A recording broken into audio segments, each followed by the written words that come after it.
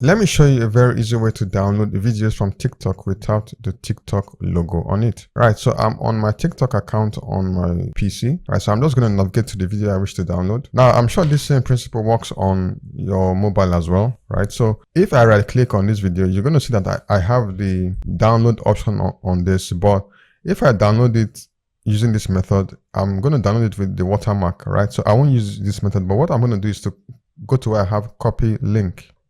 Then I'm going to go to this website called snaptik.cx. I'll leave the link in the description. You paste the link you copied, the field here, you paste the link you copied from TikTok earlier, right?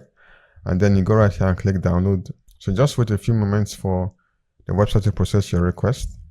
So once that is done, you come to where you have this big blue download button to download your video. Close this ad. So the video has finished downloading. I'm going to open it up. So as you can see, this video just downloaded from TikTok, and as you can see, there's no logo on this video. So this is pretty much how you can download any video from TikTok without the TikTok logo on it. So if you found this useful, please like, share, and subscribe for more media tips, tricks, and tutorials.